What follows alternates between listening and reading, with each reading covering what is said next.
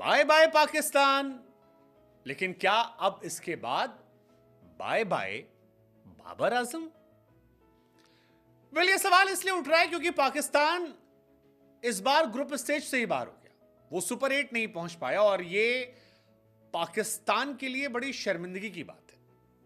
हालांकि इसके लक्षण पहले ही दिख गए थे, लेकिन बाबर आजम इस तरह से बाहर होंगे किसी ने सोचा नहीं था। और अब जो बाबर आजम कराची एयरपोर्ट के लिए रवाना होने वाले हैं, तो फिर सवाल ये उठ रहा है कि क्या कराची पहुंचकर इस्तीफा देंगे या यहां से इस्तीफा देकर जाएंगे, या वाकई में इस गुस्से के बीच में पाकिस्तान जाएंगे त्योहार मनाने। क्योंकि बाबर आजम वो पहले कप्तान बन गए हैं जो ग्रुप स्टेज से ओडीआई वर्ल्ड कप में बाहर हो गए थे। वो पहले कप्तान हैं जो T20 वर्ल्ड कप के ग्रुप स्टेज से बाहर हो गए। और यही कहानी उनके साथ एशिया कप से लेकर 2 बार की वर्ल्ड टेस्ट चैंपियनशिप में रही। He is the only captain to face group stage exit in all 4 different tournament या अलग अलग फॉर्मेट में। I mean, he is the number 1 loser.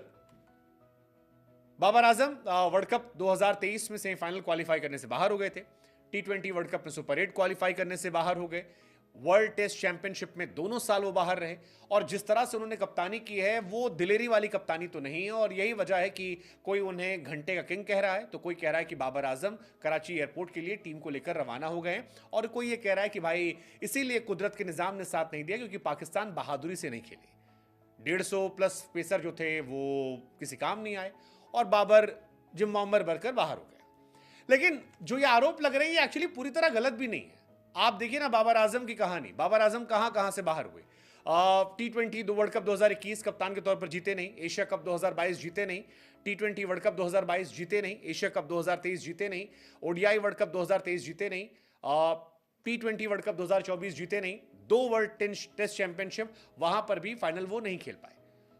अब कोई कह रहा है कि पीसीबी कल्प्रिट है, मतलब पीसीबी ही जिम्मेदार है जिसने बाबर को दोबारा कप्तान के तौर पर अपॉइंट किया।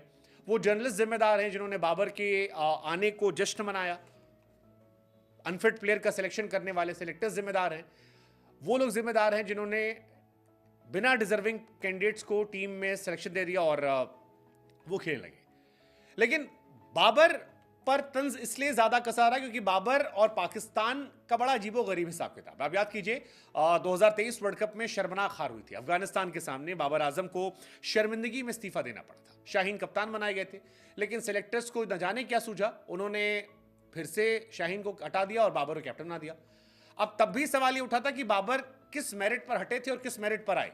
लेकिन बाबर आए तो फिर सुपर 8 के लिए क्वालिफाई नहीं कर पाए और पाकिस्तान में क्रिकेट का ये पीक सिनेमा जो है ये शर्मिंदगी का वजह बन गया, लिटरली शर्मिंदगी की वजह बन गया। हालांकि इसके लक्षण बाबर आजम के वापसी आते ही शुरू हो गए थे। आप याद कीजिए बाबर आजम को दोबारा कप्तान बनाया गया तो न्यूजीलैंड वाली सी टीम के साथ सीरीज जो है वो 2-2 से ड्रॉ हुई। आयरलैंड के सामने पहला T20 मैच वो हार गए।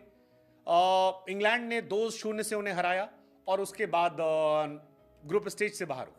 ये बाबर 2.0 जो था कैप्टेंसी में वो रहा, यानी जलील होकर बाहर हुए थे और उससे ज्यादा जलालत जो है वो लौट कर बाबर आजम ने पाकिस्तान क्रिकेट को दे दी। And that is the reason people are questioning कि वाकई में बाबर आजम को इतना सोचना चाहिए। आई मीन, क्या टीम का बेड़ा गर्क नहीं कर दिया उन्होंने? वैसे बेड़ा गर्क तो कर दिया। पाकिस्तान टीम अब सुपर 8 की जगह Karachi railway station, Karachi airport qualify कर रही है और ये बाबर आजम की देन है, बाबर आजम की टीम की देन है। इसमें बाबर आजम की दोस्ती यारी जिम्मेदार है, बाबर आजम की ग्रुप पॉलिटिक्स जिम्मेदार है, बाबर आजम का मीडियोकर का रवैया जिम्मेदार है, बाबर आजम का चहेतों को खिलाना और जिनको नापसंद करना उनको बाहर बिठाना, ये बहुत सारी चीजें हैं जो जिम्मेदार है। लेकिन बाबर सिर्फ एक वो कप्तान नहीं है जो चारों अलग अलग बड़े टूर्नामेंट से बाहर हुए हैं, बल्कि बाबर वो भी कप्तान है जो जिम्बाब्वे से हारे हैं, जो आयरलैंड से हारे हैं, जो यूएसए से हारे हैं, जो अफगानिस्तान से वर्ल्ड कप में हारे हैं। मतलब बाबर सारे जितने झंडू रिकॉर्ड्स हैं वो सारे झंडू रिकॉर्ड्स के इकलौते मालिक हैं। और इसी वजह से लोग ये मानकर चल रहे हैं कि पाकिस्तान में जो ये सिनेमा है बाबर आजम का, ये अब अपने एंड की तरफ है।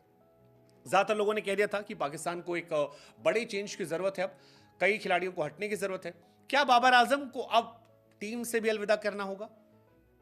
पता नहीं, लेकिन कप्तानी बाबर आजम की जा रही है, ये पक्का है। और इस शर्मिंदगी के बाद पाकिस्तान आने पर क्या होगा ये देखने वाली बात है, क्योंकि पिछली बार जब इंडिया को 152 बिना विकेट के गिराकर वो गए थे, तो वो और रिजवान बड़ी लंबी लंबी फेंक रहे थे कि हम जिस दुकान पे जाते थे सब लोग पैसे नहीं लेते थे, हम यहाँ जाएं सामान के पैसे ना लगे।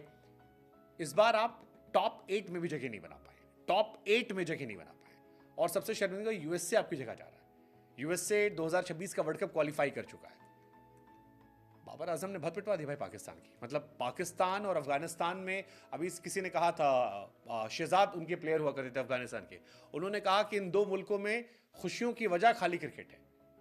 तो इस हिसाब से पूरे मुल्क को बाबर आजम ने आंसुओं में तब्दील कर दिया, गमगीन कर दिया। और अगर ऐसा किया है तो फिर बाबर आजम को क्या उनकी आवाम माफ करेगी? लेट्स जस्ट सी क्या होता है। बट फिलहाल जो हो रहा है वो पाकिस्तान क्रिकेट के लिए अच्छा नहीं, और it's embarrassing for Pakistan cricket. और क्या इसीलिए बाय बाय बाबर आजम। तो फ्रेंड्स, अभी आप देख रहे हैं इंडियन मीडिया का रिएक्शन, किस तरह से पाकिस्तान की टीम सुपर 8 से बाहर हो गई। क्योंकि कल जो मुकाबला आयरलैंड और यूएसए के बीच में खेला जाने वाला था वो बारिश के चलते मुकाबला ना हो सका। उसकी वजह से उनको एक एक पॉइंट मिलने की वजह से पाकिस्तान की टीम इस बार T20 वर्ल्ड कप के सुपर 8 में क्वालिफाई नहीं कर पाई। अब यहाँ से जो T20 वर्ल्ड कप में क्वालिफाई ना करने के बाद, बाहर होने के बाद, क्या बाबर आजम को भी बाय बाय किया जाएगा? क्योंकि बाबर आजम को भी लेकर काफ़ी सवाल इस समय उठ रहे हैं। बाबर आजम भले ही एक अच्छे कैप्टन साबित ना हो सके, लेकिन बाबर आजम के अलावा और उनकी टीम में कोई ऐसा प्लेयर दिखाई नहीं देता कि उसे कैप्टनशिप दे।